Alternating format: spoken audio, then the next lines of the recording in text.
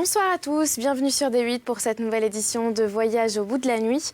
Aujourd'hui, je vais poursuivre la lecture de 3 recueils de Paul Verlaine. Nous en étions toujours à Poèmes saturniens et ce sera suivi de Fêtes galantes et de Romances sans parole. Et je vais commencer la lecture du poème qui s'intitule Marco. Et n'hésitez pas à réagir sur les réseaux sociaux avec le hashtag VBN. Merci beaucoup. Quand Marco passait, tous les jeunes hommes se penchaient pour voir ses yeux, des Sodomes, où les feux d'amour brûlaient sans pitié, ta pauvre cahute, eau froide amitié. Tout autour dansaient des parfums mystiques, où l'âme en pleurant s'anéantissait. Sur ses cheveux roux un charme glissait, sa robe rendait d'étranges musiques, quand Marco passait. Quand Marco chantait, ses mains sur l'ivoire évoquaient souvent la profonde noire, des airs primitifs que nul n'a redits, et sa voix montait dans les paradis, de la symphonie immense des rêves, et l'enthousiasme alors transportait vers des cieux connus quiconque écoutait, ce timbre d'argent qui vibrait sans trêve quand Marco chantait. Quand Marco pleurait, ses terribles larmes défiaient l'éclat des plus belles armes. Ses lèvres de sang fonçaient leur carmin, et son désespoir n'avait rien d'humain. Pareil au foyer que l'huile exaspère, son courroux croissait, rouge, et l'on aurait dit d'une lionne à l'âpre forêt, communiquant sa terrible colère quand Marco pleurait. Quand Marco dansait, sa jupe moirée allait et venait comme une marée, et tel qu'un bambou flexible, son flanc se tordait faisant saillir un sein blanc.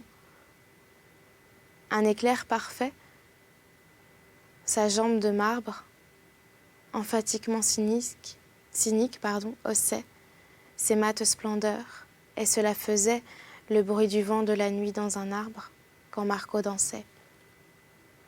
Quand Marco dormait, oh quel parfum d'ambre et de chair mêlée opprimait la chambre. Sous les draps, la ligne exquise du dos ondulait et dans l'ombre des rideaux, la laine montait, rythmique et légère. Un sommeil heureux et calme fermait ses yeux, et ce doux mystère charmait les vagues objets parmi l'étagère, quand Marco dormait. Mais quand elle aimait, des flots de luxure débordaient, ainsi que d'une blessure. Sort un sang vermeil qui fume et qui bout de ce corps cruel que son crime absout. Le torrent rompait les dignes de l'âme, noyait la pensée et bouleversait tout sur son passage, et rebondissait, souple et dévorant comme de la flamme, et puis se glaçait.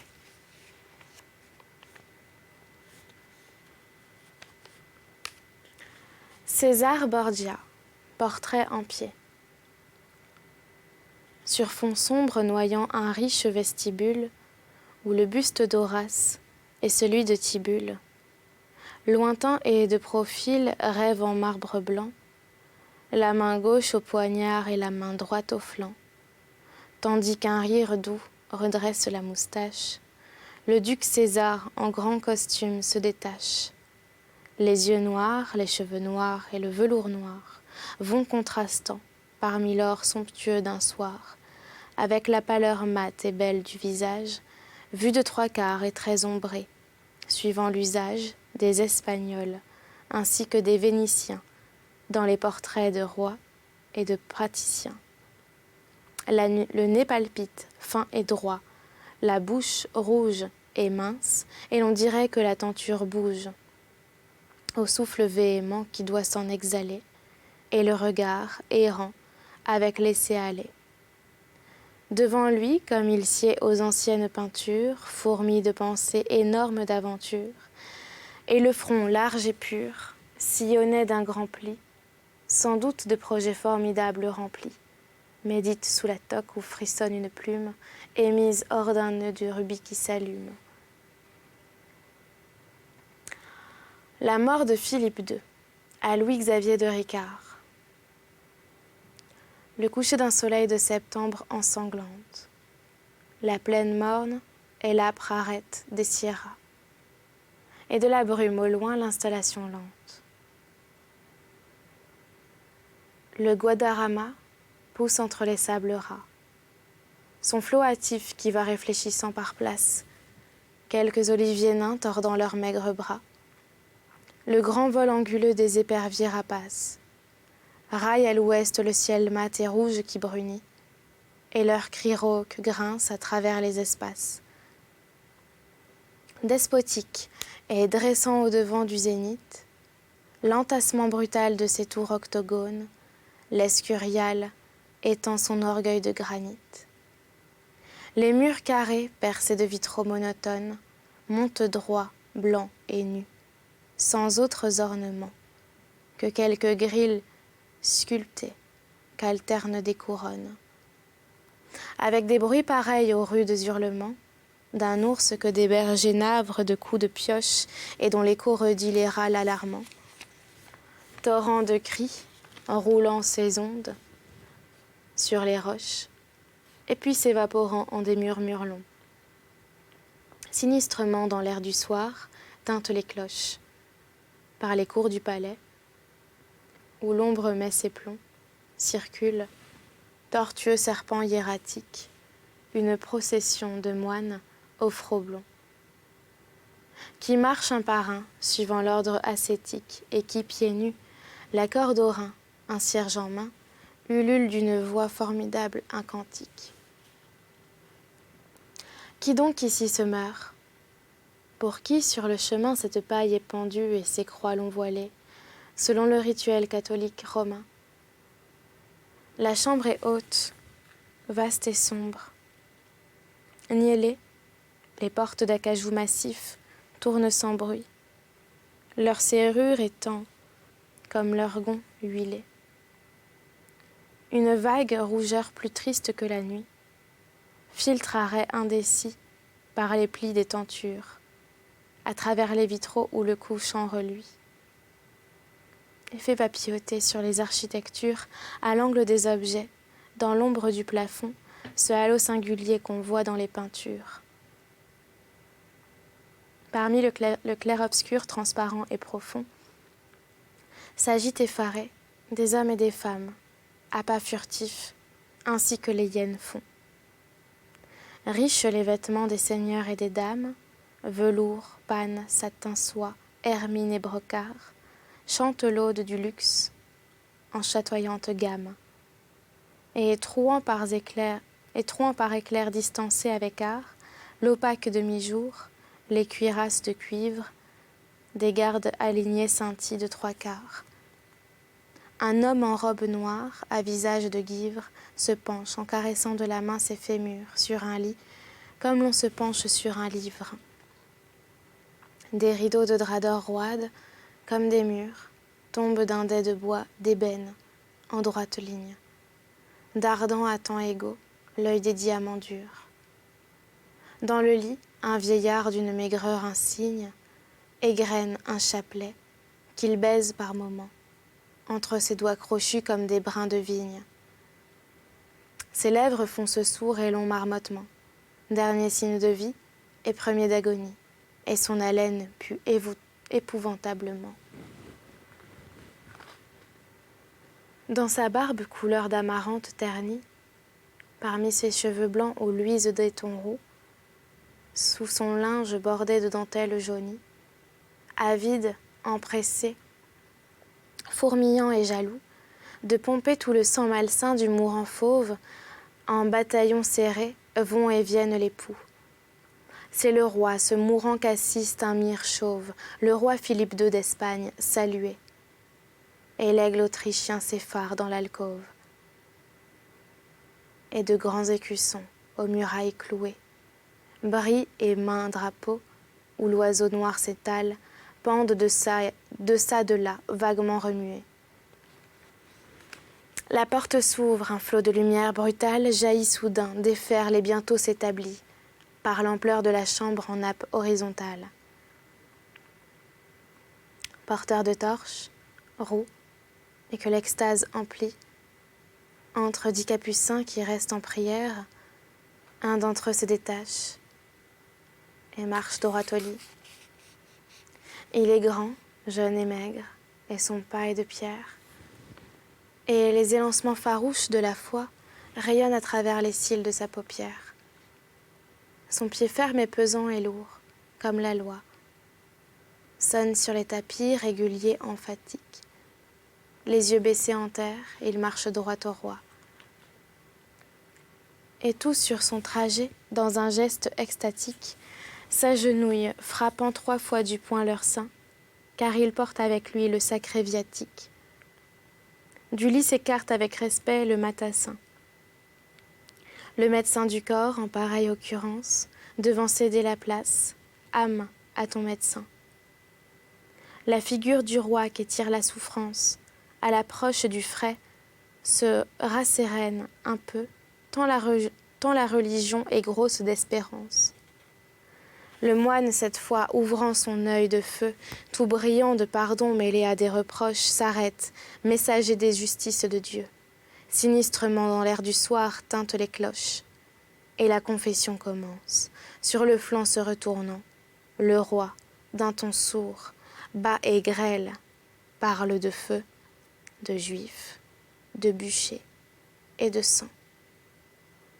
Vous repentiriez-vous par hasard de ce zèle ?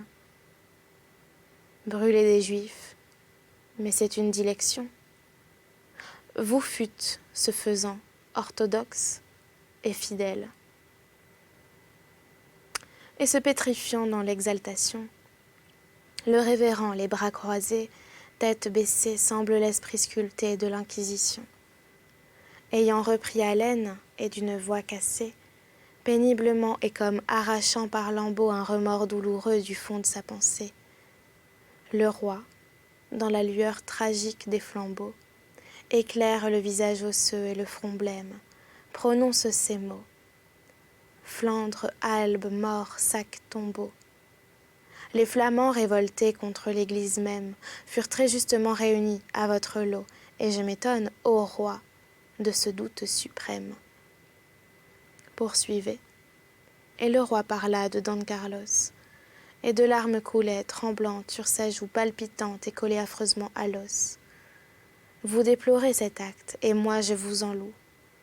L'enfant, certes, était coupable au dernier point, ayant voulu tirer l'Espagne dans la boue de l'hérésie anglaise, et de plus, n'ayant point frémi de conspirer aux ruses abhorrées, et contre un père, et contre un maître, et contre un oint. Le moine ensuite dit les formules sacrées, par quoi tous nos péchés nous sont remis, et puis prenant l'hostie, avec ses 2 mains timorées.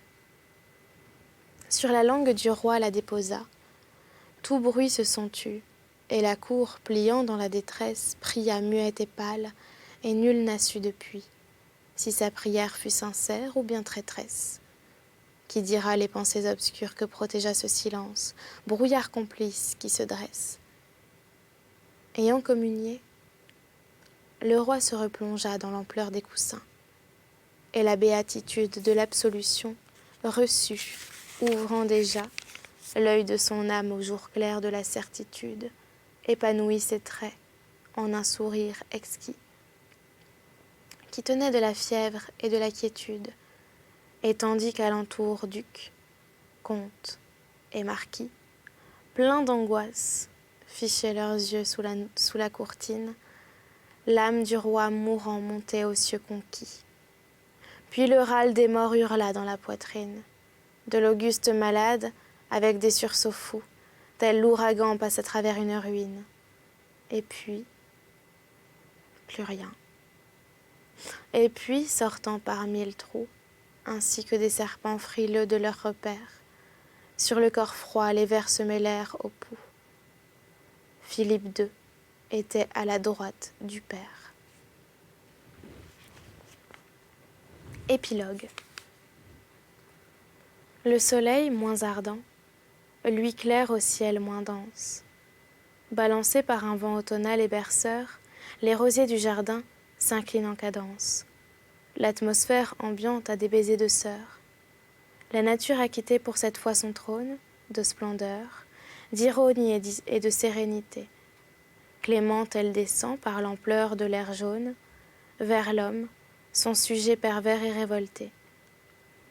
Du pan de son manteau que l'abîme constelle, elle daigne essuyer les moiteurs de nos fronts, et son âme éternelle, et sa forme immortelle, donne calme et vigueur à nos cœurs mous et prompts. Le frais balancement des ramures chenues, l'horizon élargi plein de vagues chansons, tout jusqu'au vol joyeux des oiseaux et des nues, tout, aujourd'hui, console et délivre, pensons.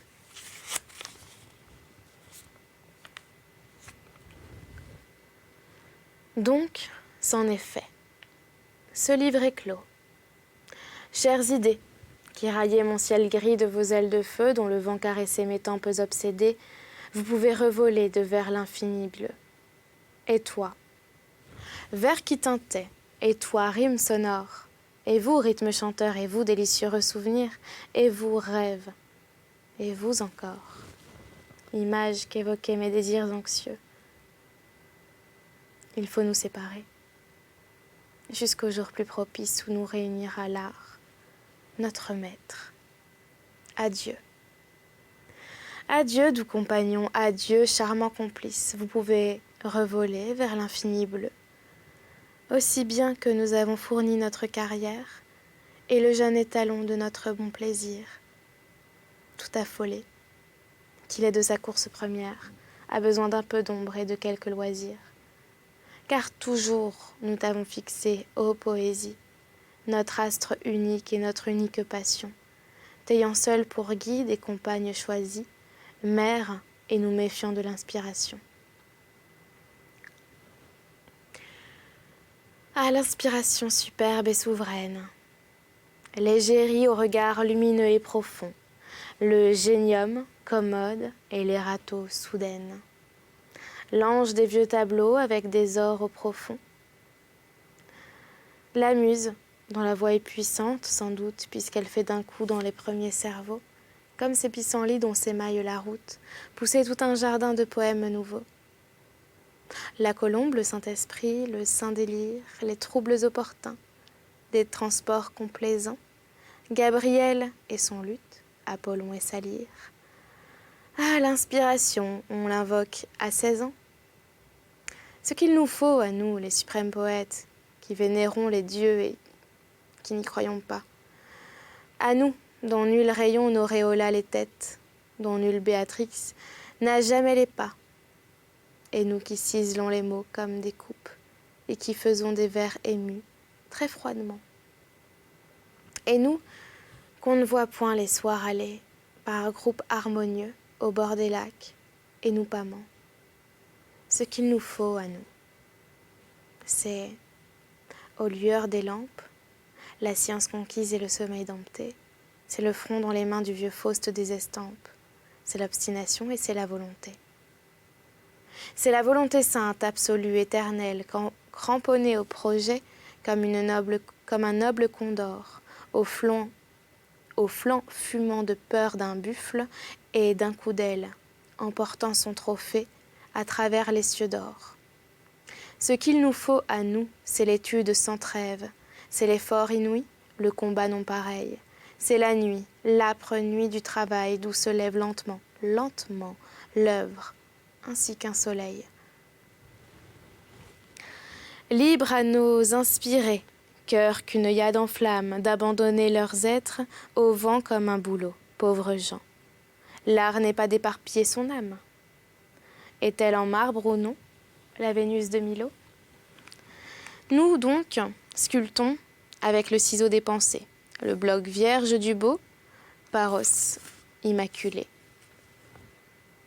Et faisons-en surgir sous nos mains empressées quelques pures statues aux pépelots étoilés, afin qu'un jour, frappant de rayons gris et roses, le chef-d'œuvre serein, comme un nouveau Memnon, l'aube postérité, fille des temps moroses, fasse dans l'ère future retentir notre nom. Et c'est la fin de ce premier recueil, donc, qui s'intitulait Poèmes saturniens. J'espère que vous l'avez apprécié. N'hésitez pas à réagir sur les réseaux sociaux avec le hashtag VBN. Merci beaucoup, je vous souhaite une très bonne nuit ou une bonne journée. À très bientôt.